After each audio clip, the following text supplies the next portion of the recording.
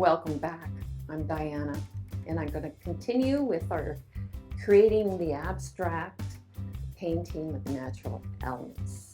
And I'm not showing you this because this is a stage that I really don't like. It's like a panic to fix it. But you need to go through the ugly before it gets to the finished product. So here it is. And yours are probably all at home going, ah! Oh my God. But take a deep breath and we'll get through this. So we've got the color down, the initial color. Now we're going to, I think what I'm going to do first is to go through where we did the alcohol drops. And if you could see, it's quite faded, but you could still see the outlines of the alcohol drops. So what I'll do, remember the little Payne's gray that we used and was left over? It's still good because it was in the container. So I'll take a little bit of that, get a small little brush. We want to form depth, making things pop and other things go down. So what makes it pop? The dark behind the white or the light. So here we go. I want this little one to pop more. So I will paint around it.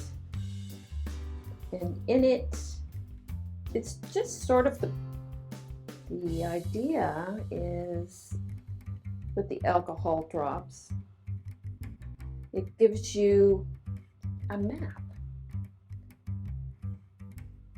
Gives you an idea. So what you do is just go through, pick your parts. I sometimes take my finger, rub it. So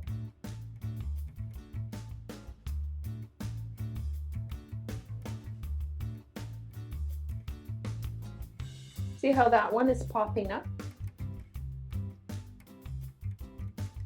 So this takes a bit of time. So we'll do a couple just to make sure you can get the idea. I think wiggling your head back and forth when you're looking at something helps. I'm going to make this one really come forward.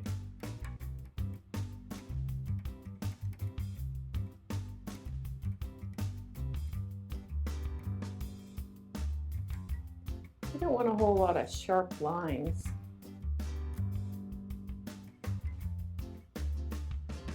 And after we're done with this, so you see how that's working? Okay, I'll just do this one and then we'll carry on with other things.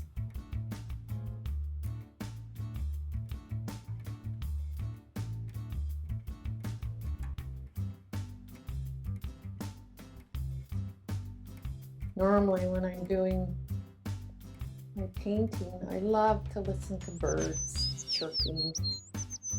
Makes me feel like I'm doing some plein air. So I think you get the idea how that pops. The white comes forward and the Payne's gray goes down. So that'll be part of your homework. So I'll let you carry on your painting, but I'm going to now move over to where we've put the medium, the paste, heavy paste, to put all these down. So if you look now, these are not really popping out at you. So I use the Payne's gray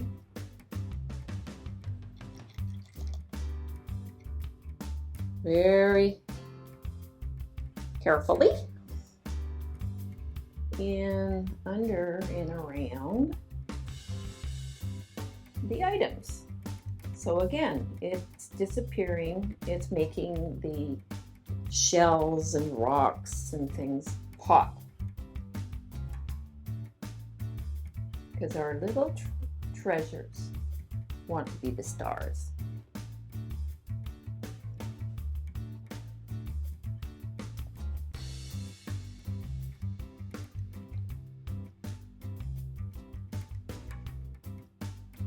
We'll go around everything.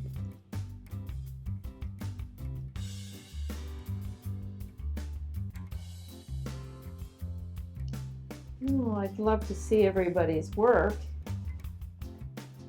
And we're all done. So that's showing you how to go in around that and pop this. So let's put that aside for now because I would really like to start doing some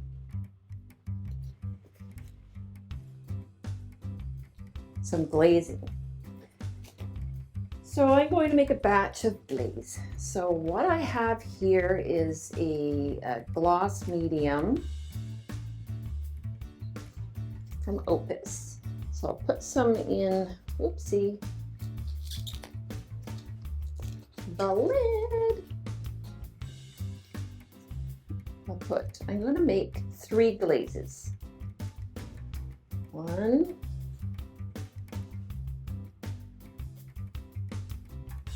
2, whoopsie. That's when you have too many things on your table.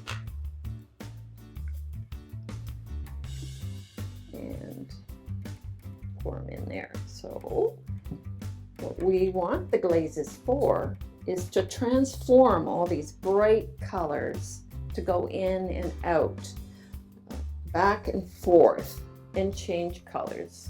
So we'll have one magenta, and we have the Payne's Gray that I just dropped on the floor from yesterday. Open my, because we had a lot left. Get my knife, dry it off. See, it's a little bit, but put that in there and put that back on. Instead of yellow, I'm going to use the transparent iron oxide. It gives a nice warm.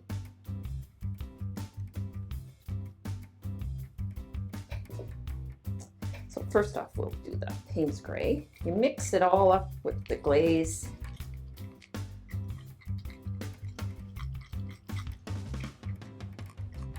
So take a few minutes, mix all of them up.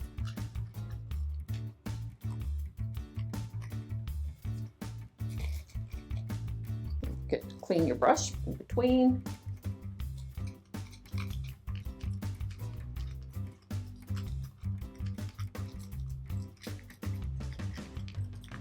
Now this will dry, so I have them in little plastic containers that I'll put together so they don't dry up when I'm working on the one.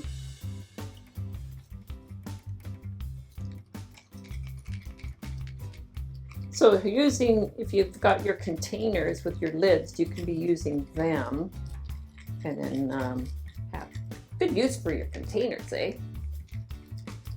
This is actually pretty strong, that brown. I might add some more glaze. Okay. So when you're doing this at home and you're going to continue through your rocks and shells with your Payne's Gray to darken it, then we want to look at the overall look and where are we gonna, I'm gonna add some Payne's Gray on top of here.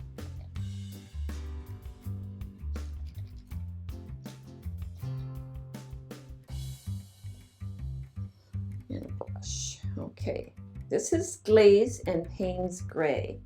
So when you go through here, that's a little dark. You might want to add, just do a little bit to see what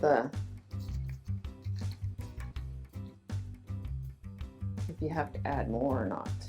You don't want it too dark. You don't want to cover it. You want to change the color.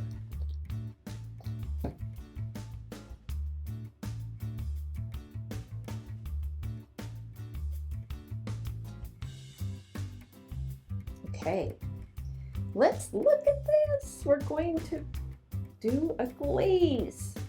See how that's changing.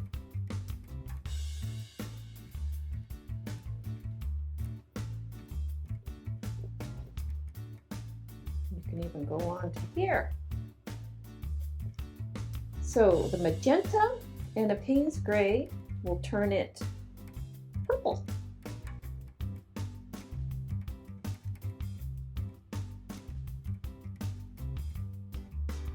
Maybe not all of it, just go around where you think you'd like that color.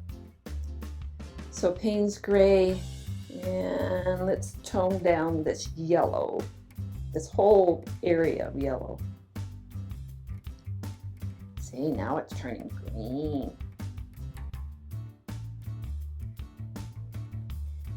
Might want to leave a little bit. You can put many, many layers on too.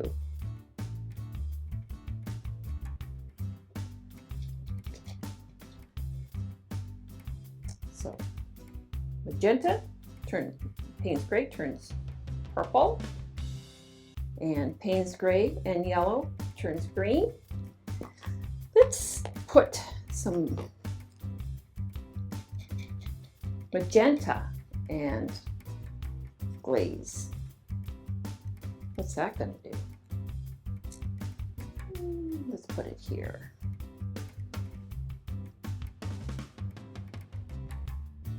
Glaze feels a little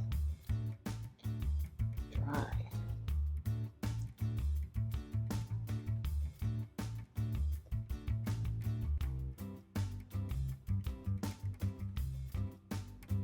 So that kind of turns orange.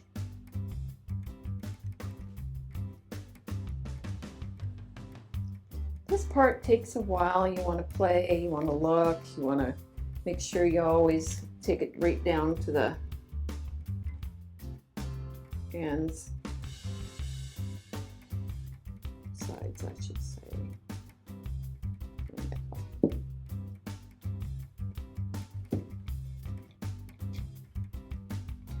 Okay, that's what we're going to do today. So your homework is rendering in around your alcohol drops and darkening your paste around your treasures that you want popped, and then start doing your glazing. So wherever you feel, oh, I would love this to be purple, purple and yellow really go good together, so we might want to leave some of the yellow, but we'll put Payne's gray on top of this. So have fun doing that, and see you back